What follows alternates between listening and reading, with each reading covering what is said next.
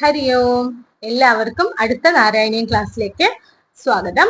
നമ്മൾ 14 ദശകങ്ങള് ചൊല്ലി പൂർത്തിയാക്കി. അപ്പോൾ ഇനി നമ്മൾ ചൊല്ലാനുള്ളത് 15ാമത്തെ ദശകമാണ്. 15ാമത്തെ ദശകം കപിലോപദേശമാണ്. അതായത് കപില ആയിട്ട് ഭഗവാൻ അവതരിച്ചു എന്നുള്ളത് നമ്മൾ കഴിഞ്ഞ ദശകത്തിൽ ചൊല്ലിയിരുന്നു അല്ലെ. 14ാമത്തെ ദശകത്തിലെ അവസാനത്തെ ശ്ലോകത്തിൽ നമ്മൾ പറഞ്ഞിരുന്നു കപിലൻ അമ്മയ്ക്ക്, തന്റെ അമ്മയായിട്ടുള്ള ദേവഹൂതിക്ക് ഉപദേശം നൽകുകയാണെന്നുള്ളത്. വളരെ തത്വജ്ഞാനിയാണ് കപിലൻ.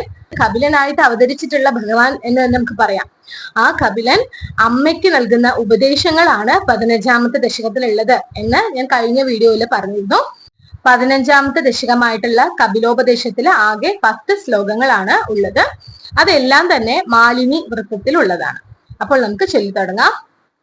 ഓം നമോ ഭഗവതേ വാസുദേവായ. ഓം ശ്രീകൃഷ്ണ പരമാത്മനേ നമഃ. ഓം മദിരിഹ ഗുണസക്ത ബന്ധകൃത്തേഷ്വസക്ത ത്വമൃതകൃതു പരുന്തേ ഭക്തിയോഗസ്തു സക്തിം മഹദനുഗമലഭ്യ ഭക്തിരേവാത്ര സാധ്യ കപിലതനുരുദിത്വം ദേവഹൂത്യൈന്യഗാതി. ഒന്നുകൂടി ചൊല്ലാം. മദിരിഹ ഗുണസക്ത ബന്ധകൃത്തേഷ്വസക്ത ത്വമൃതകൃതു പരുന്തേ ഭക്തിയോഗസ്തു സക്തിം മഹദനുഗമലഭ്യ ഭക്തിരേവാത്ര സാധ്യ കപിലതനുരുദിത്വം ദേവഹൂത്യൈന്യഗാതി. ഒന്നാമത്തെ ശ്ലോകത്തിൽ കപിലനായി അവതരിച്ച നിന്തിരുവടി, അതായത് ആ സാക്ഷാൽ ഭഗവാൻ ദേവഹൂതിയോട് ആദ്യം നൽകുന്ന ഉപദേശം എന്താണ് എന്ന് വെച്ചാൽ, ബുദ്ധിക്ക് ഈ സുഖവിഷയങ്ങളിൽ ആസക്തി ഉണ്ടാവുമ്പോൾ എന്ത് സംഭവിക്കുന്നു? സംസാരബന്ധം ഉണ്ടാവുന്നു. എന്നാൽ ബുദ്ധിക്ക് വിഷയാസക്തി ഇല്ലാതെ വന്നാലോ മോക്ഷത്തിന് വഴിയാകുന്നു എന്നാ പറയുന്നത്.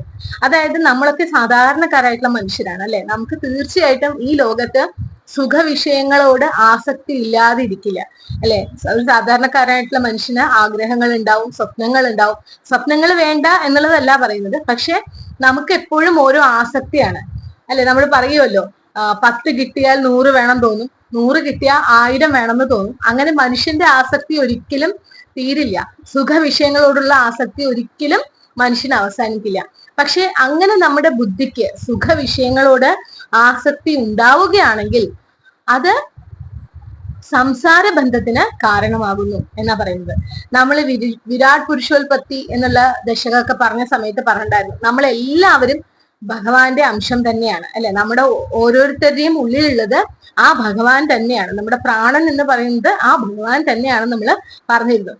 അത് നമ്മൾ മനസ്സിലാക്കി കഴിഞ്ഞാൽ പിന്നെ ഭഗവാനും നമ്മളും തമ്മിലുള്ള അകലം കുറയാണ് അല്ലെ. അങ്ങനെ കുറയുന്ന സമയത്ത് എന്ത് സംഭവിക്കുന്നു? നമുക്ക് ഈ വിഷയാസക്തികളൊന്നും തന്നെ ഉണ്ടാവില്ല. അപ്പൊ നമ്മുടെ ബുദ്ധി മോക്ഷത്തിനുള്ള വഴിയിലേക്ക് കടക്കും എന്നുള്ളതാണ് പറയുന്നത്. അപ്പൊ അതില് ഈ ശ്ലോകത്തില് പറയുന്നത് ഭക്തി യോഗത്തിലൂടെ മാത്രമേ അത് സാധിക്കുകയുള്ളൂ.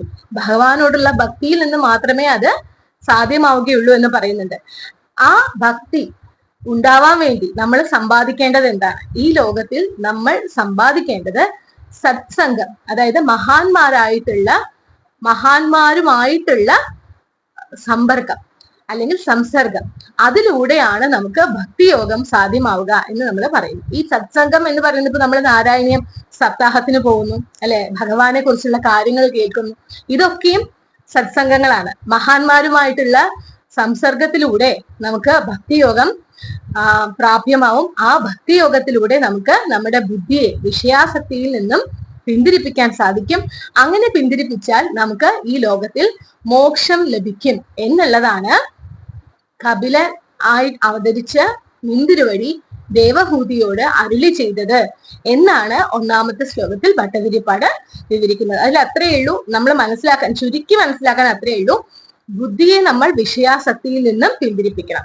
സുഖവിഷയങ്ങളോട് ആസക്തി ഉണ്ടായി കഴിഞ്ഞാൽ പിന്നെ ബുദ്ധിക്ക് എന്ത് സംഭവിക്കില്ല? മോക്ഷം ഒരിക്കലും സംഭവിക്കില്ല. സുഖവിഷയങ്ങളോട് ബുദ്ധിക്ക് ആസക്തി ഉണ്ടായി കഴിഞ്ഞാൽ അവിടെ സംസാര ബന്ധം ഉണ്ടാവുന്നു. എന്നാൽ സുഖവിഷയങ്ങളോട് ആസക്തി ഇല്ലാതെ ഇരുന്നാലോ അത് മോക്ഷത്തിന് വഴിവെക്കുന്നു. അപ്പോൾ സുഖവിഷയങ്ങളിൽ നിന്നും ബുദ്ധിക്ക് ആസക്തി ഇല്ലാതാക്കി എടുക്കാൻ ഭക്തി യോഗത്തിലൂടെ മാത്രമേ സാധിക്കുള്ളൂ. അത് മഹാന്മാരുമായിട്ടുള്ള സംസർഗത്തിലൂടെ നമുക്ക് നേടിയെടുക്കാൻ കഴിയും എന്നുള്ളതാണ് കപില ഭഗവാനായിട്ട് ഇന്ദിരുവടി ദേവഹൂതിക്ക്, തന്റെ അമ്മയായിട്ടുള്ള ദേവഹൂതിയോട് അരുളി ചെയ്തത് അല്ലെങ്കിൽ പറഞ്ഞത് എന്നുള്ളതാണ് ഒന്നാമത്തെ ശ്ലോകത്തിൽ വിവരിക്കുന്നത്. ഇനി നമുക്ക് രണ്ടാമത്തെ ശ്ലോകം ചൊല്ലാം. രണ്ടാമത്തെ ശ്ലോകത്തില് ആദ്യത്തെ വരിയില് പ്രകൃതി മഹദഹങ്കാരാശ്ച മാത്രാശ്ച ഭൂതാനി എന്നാക്കി താഴെ അഭിഹൃദഭി ദശാക്ഷി എന്നാക്കി ചൊല്ലാം. ഒന്നിച്ച് ചൊല്ലിയാലും കുഴപ്പമില്ല, പക്ഷെ ഇങ്ങനെ മുറിച്ച് ചൊല്ലുമ്പോഴാണ് കുറച്ചും കൂടി നമുക്ക് കംഫർട്ട് ആയിട്ട് ചൊല്ലാൻ പറ്റുള്ളൂ. അപ്പൊ ചൊല്ലാണ്. പ്രകൃതി മഹദഹങ്കാരാശ്ച മാത്രാശ്ച ഭൂതാനി അഭിഹൃദഭി ദശാക്ഷി പൂരുഷ പഞ്ചവിംശ ഇതി വിദിത വിഭാഗോ മുച്യതേ സൗ പ്രകൃത്യാ കപിലതനുരിതിത്വം ദേവഹൂത്യൈന്യഗാതി. ഒന്നുകൂടി ചൊല്ലാം. പ്രകൃതി മഹദഹങ്കാരാശ്ച മാത്രാശ്ച ഭൂതാനി അഭിഹൃദഭി ദശാക്ഷി പൂരുഷ പഞ്ചവിംശ ഇതി വിദിത വിഭാഗോ മുച്യതേ സൗ പ്രകൃത്യാ കപിലതനുരിതിത്വം ദേവഹൂത്യൈന്യഗാതി. അപ്പോൾ രണ്ടാമത്തെ ശ്ലോകത്തിന്റെ സാരാംശം എന്ന് പറയുന്നത് പ്രകൃതി, മഹത്തത്വം, അഹങ്കാരം, ഹൃദയം അല്ലെങ്കിൽ മനസ്സ്, പഞ്ചതന്മാത്രകൾ, പഞ്ചഭൂതങ്ങൾ, ദശേന്ദ്രിയങ്ങൾ എന്നിവ ചേർന്ന് 24 തത്വങ്ങളാകുന്നു. 25ാമത്തെ തത്വം പുരുഷനുമാകുന്നു എന്നാ പറയുന്നത്. അതായത് പ്രകൃതി, മഹത്തത്വം, അഹങ്കാരം, ഹൃദയം അല്ലെങ്കിൽ മനസ്സ്, അങ്ങനെ 4 പഞ്ചതന്മാത്രകൾ. അപ്പൊ 4ഉം 5ഉം 9. പഞ്ചഭൂതങ്ങൾ 9ഉം 5ഉം 14. 10 ഇന്ദ്രിയങ്ങൾ, അപ്പോ 14ഉം 10ഉം 24. അപ്പോൾ അങ്ങനെ 24 തത്വങ്ങളാകുന്നു. 25ാമത്തെ തത്വം പുരുഷനുമാകുന്നു എന്ന് പറയുന്നു. ഈ ഒരു തത്വം മനസ്സിലാക്കുന്ന ഒരു വ്യക്തി മുക്തിയിലേക്ക് എത്തി എന്നുള്ളതാണ് ഈ ശ്ലോകത്തിൽ പ്രധാനമായിട്ടും വിവരിക്കുന്നത്.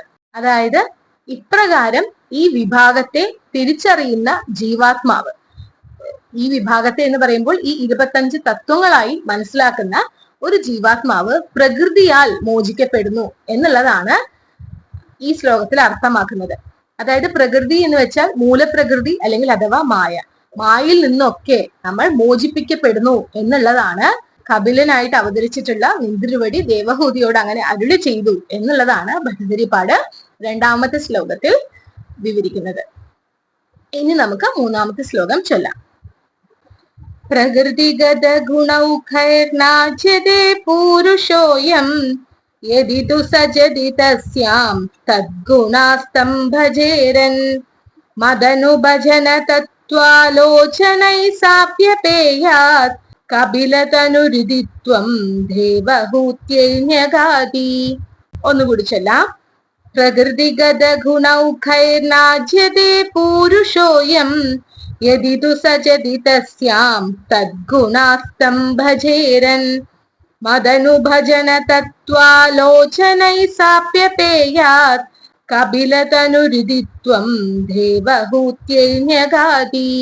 മൂന്നാമത്തെ ശ്ലോകത്തിൽ വിവരിക്കുന്നത് എന്താണ് എന്ന് വെച്ചാൽ, ഈ ജീവാത്മാവ്, അതായത് കഴിഞ്ഞ ശ്ലോകത്തിൽ പറഞ്ഞതുപോലെ ഈ 25 തത്വങ്ങൾ മനസ്സിലാക്കിയിട്ടുള്ള ജീവാത്മാവ് മായയാൽ ബന്ധിക്കപ്പെടുന്നില്ല എന്നുള്ളതാണ് പറയുന്നത്. പക്ഷെ ഈ പ്രകൃതിയോട് ഈ ആത്മാവിന് ആസക്തി ഉണ്ടാവുകയാണെങ്കിൽ മായയാൽ ബന്ധിക്കപ്പെടും എന്നാണ് പറയുന്നത്. ഈ ബന്ധനം എന്ന് പറയുന്നത് അല്ലെങ്കിൽ ഈ ബന്ധം എന്ന് പറയുന്നത് വെറും ഒരു തോന്നൽ മാത്രമാണ്. എങ്കിലും ഈ പ്രകൃതിയോട് ആസക്തി ഉണ്ടാവുകയാണെങ്കിൽ ആ മായ നമ്മളെ ബന്ധത്തിലാക്കും. നമ്മൾ ആദ്യത്തെ ശ്ലോകത്തിൽ പറഞ്ഞതുപോലെ വിഷയങ്ങളോട്, സുഖവിഷയങ്ങളോട് ആസക്തി ഉണ്ടാവുകയാണ് ബുദ്ധിക്ക് എങ്കിൽ നമ്മൾ സംസാര ബന്ധത്തിലാവും എന്ന് പറഞ്ഞു അല്ലെ. വിഷയങ്ങളോട് ആസക്തി ഇല്ലാതായി തീരുകയാണെങ്കിൽ നമുക്ക് മുക്തിപഥത്തിലേക്ക് എത്താൻ സാധിക്കും എന്നുള്ളതും പറഞ്ഞു. അത് തന്നെയാണ് ഇവിടെയും വിവരിക്കുന്നത്. ഈ 25 തത്വങ്ങൾ മനസ്സിലാക്കിയിട്ടുള്ള ഒരു ജീവാത്മാവ് പ്രകൃതിയിൽ നിന്നും, അതായത് ഈ മായയിൽ നിന്നൊക്കെ മുക്തനായി തീരും. പക്ഷെ വിഷയങ്ങളോട് ആസക്തി ഉണ്ടാവുകയാണ്, അല്ലെങ്കിൽ ഈ പ്രകൃതിയോട് ആസക്തി ഉണ്ടാവുകയാണെങ്കിൽ മായ ബന്ധത്തിലാവും എന്നും മായാബന്ധത്തിലാവും എന്നുള്ളതും ഇവിടെ പറയുന്നു. അപ്പോൾ അങ്ങനെ ബന്ധത്തിലായിരിക്കുന്ന ഒരാൾ ഭഗവത് രൂപത്തിന്റെ നിരന്തര ധ്യാനം കൊണ്ടും ഭഗവാന്റെ യാഥാർത്ഥ്യത്തെ മനസ്സിലാക്കിക്കൊണ്ടും, നമ്മൾ ആദ്യം പറഞ്ഞതുപോലെ നമ്മുടെ ഉള്ളിലൊക്കെ ഉള്ളത് ആ ഭഗവാന്റെ അംശമാണ് എന്ന് നമ്മൾ പറഞ്ഞു അല്ലെ. അത് തന്നെയാണ് ഭഗവാന്റെ യാഥാർത്ഥ്യം എന്ന് പറയുന്നത്. ആ ഭഗവാന്റെ യാഥാർത്ഥ്യം എന്താണ് എന്നുള്ള ഒരു തിരിച്ചറിവിലൂടെയും മുക്തിയിലേക്ക് എത്തിച്ചേരാൻ സാധിക്കും എന്നാ പറയുന്നത്. അപ്പൊ നമ്മളെ പോലെയുള്ള സാധാരണക്കാർക്കൊക്കെ അങ്ങനെയായിരിക്കും സാധിക്കുക അല്ലെ. നമ്മൾ ഈ മായ കൊണ്ടൊക്കെ, മായയിൽ നിന്നൊക്കെ മുക്തി നേടാൻ മാത്രം അത്ര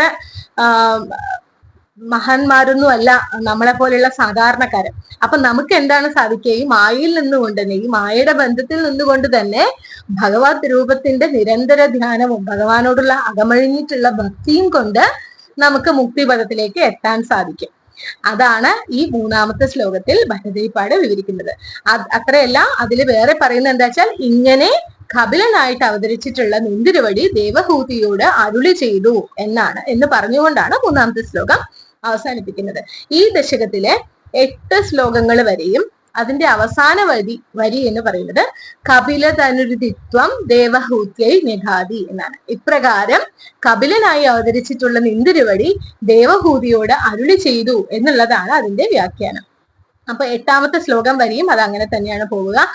ഇതുവരെ എന്ന് വെച്ചാൽ ഈ കഴിഞ്ഞ അടുത്തടുത്ത് ചൊല്ലിയ ദശകങ്ങളിലൊക്കെയും കഥകളായിരുന്നു, നമുക്ക് വേഗം മനസ്സിലാക്കി എടുക്കാൻ പറ്റുന്ന കാര്യങ്ങളായിരുന്നു. പക്ഷെ ഈ ഒരു ദശകത്തിൽ കുറച്ച് തത്വജ്ഞാനങ്ങളൊക്കെയാണ് പറയുന്നത് അല്ലെ. നമ്മുടെ സാധാരണക്കാരായിട്ടുള്ള ആൾക്കാർക്ക് പെട്ടെന്ന് മനസ്സിലാക്കി എടുക്കാൻ പറ്റുന്ന കാര്യമല്ല. അതുകൊണ്ട് തന്നെ ഞാൻ ഒരുമിച്ച് ഒരുപാട് ശ്ലോകങ്ങൾ ചൊല്ലുന്നില്ല. ഇന്ന് ഞാൻ 3 ശ്ലോകങ്ങളെ ചൊല്ലിയിട്ടുള്ളൂ. അടുത്ത വീഡിയോയിൽ അടുത്ത 3 ശ്ലോകങ്ങളെ ചൊല്ലാം. അവസാനത്തെ വീഡിയോയില് 4 ശ്ലോകങ്ങളും കൂടി ചൊല്ലി ഈ ദശകം നമുക്ക് അങ്ങനെ 3 വീഡിയോസ് ആയിട്ട് പൂർത്തിയാക്കാം. പിന്നെ നമ്മൾ 15 ദശകം വരെ ആയല്ലോ. അപ്പൊ ഇനി പ്ലേലിസ്റ്റിൽ ഞാൻ അത് അപ്ഡേറ്റ് ചെയ്യാം. അതായത് നാരായണീയം ദശകം 1 to 15 ആദ്യത്തെ പ്ലേലിസ്റ്റ്, ഇനി 16ാമത്തെ ദശകം തൊട്ട് അടുത്തൊരു പ്ലേലിസ്റ്റ് ആയിട്ട് ഇടാം. അപ്പൊ നിങ്ങൾക്ക് വീഡിയോസ് പെട്ടെന്ന് എടുത്ത് നോക്കാനും ഒക്കെ സൗകര്യമായിരിക്കുന്ന എനിക്ക് തോന്നുന്നു. അപ്പൊ അത് കാരണം 15ാമത്തെ ദശകം കഴിയുമ്പോൾ ഈ 3 വീഡിയോസ് ആയിട്ടല്ലേ നമുക്കത് ഇനി പൂർത്തിയാക്കാൻ പറ്റുള്ളൂ. അങ്ങനെ 3 വീഡിയോസും കഴിയുമ്പോൾ ഞാൻ ആ പ്ലേലിസ്റ്റ് അപ്ഡേറ്റ് ചെയ്ത് പിന്നെ 16ാമത്തെ ദശകം തൊട്ട് നമുക്ക് പുതിയ പ്ലേലിസ്റ്റ് ആയിട്ട് തുടങ്ങാം. അപ്പൊ നമുക്ക് ഇന്ന് ചൊല്ലിയിട്ടുള്ള 3 ശ്ലോകങ്ങളും ഒന്നുകൂടി ചൊല്ലാം.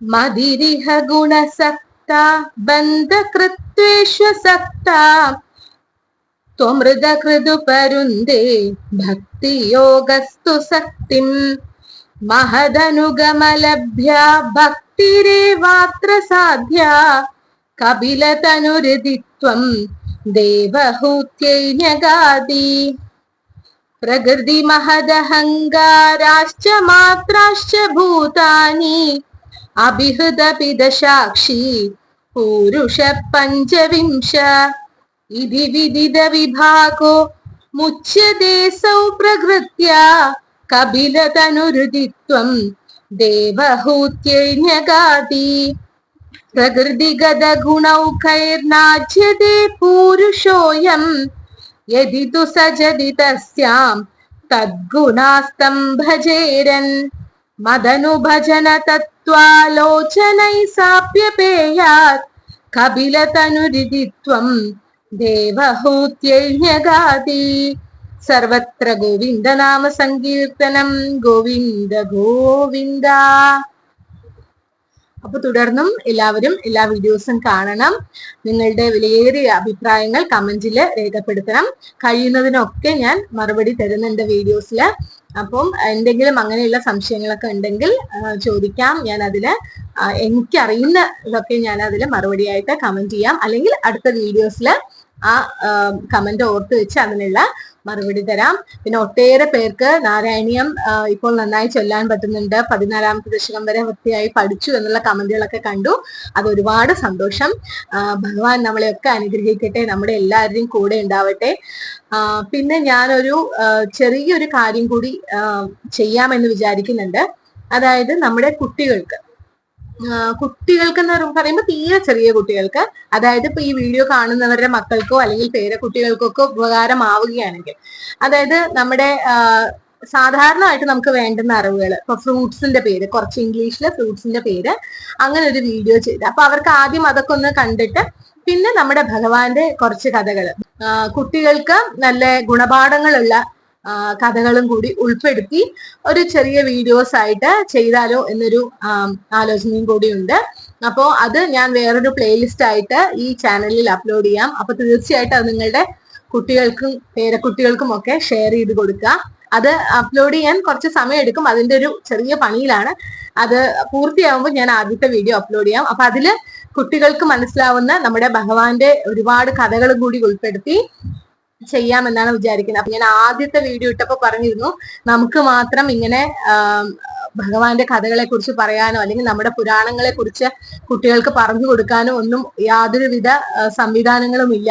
ചെറിയ ചെറിയ കുറച്ച് സ്ഥലത്തൊക്കെ ഇങ്ങനെ സത്സംഗം പോലെ കുറച്ച് കുട്ടികൾക്ക് ഇങ്ങനെ ക്ലാസ് എടുത്ത് കൊടുക്കുന്നു എന്നുള്ളതല്ലാതെ അങ്ങനെ വ്യാപകമായിട്ടൊന്നുമില്ല. അപ്പൊ ഈ വീഡിയോസിലൂടെ എങ്കിലും നമ്മുടെ ഭഗവാന്റെ കഥകളൊക്കെ അറിയാൻ സാധിക്കുകയാണെങ്കിൽ, അതിനോടൊപ്പം അവർക്ക് കുറച്ച് വിജ്ഞാനവും, ചെറിയ കുട്ടികൾക്ക് പെട്ടെന്ന് മനസ്സിലാവുന്ന രീതിയിൽ കുറച്ച് അവർക്ക് വേണ്ടുന്ന കാര്യങ്ങളും കൂടി ഉൾപ്പെടുത്തി ഒരു വീഡിയോ രൂപത്തിൽ ചെയ്താലോ എന്നുള്ളൊരു ഐഡിയ ഇങ്ങനെ മനസ്സിൽ തോന്നിയിട്ടുണ്ട്. അപ്പോൾ ഞാൻ അതും കൂടി അപ്ലോഡ് ചെയ്യാം. അപ്പോൾ ഞാൻ അത് അപ്ലോഡ് ചെയ്യുന്ന സമയത്ത് എല്ലാവരും നിങ്ങളുടെ പേരക്കുട്ടികൾക്കോ മക്കൾക്കോ അല്ലെങ്കിൽ അവരുടെ പേരക്കുട്ടികളുണ്ടെങ്കിൽ അവരുടെ അമ്മമാർക്കോ അച്ഛന്മാർക്കോ അങ്ങനെ അയച്ചു കൊടുത്ത് ഷെയർ ചെയ്യണമെന്ന് ഞാൻ ഇവിടെ പറയാണ്.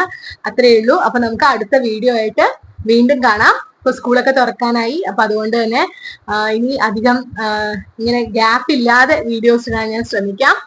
അപ്പം അടുത്ത വീഡിയോ ആയിട്ട് വരുന്നത് വരെ ഹരിയോ.